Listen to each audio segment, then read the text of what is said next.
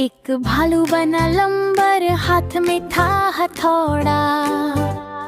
Pipe से पानी टपक रहा था, बोला अरे ये तो झमेला थोड़ा। टोपी पहनी, बेल्ट लगाया, छोटी टॉर्च जलाई।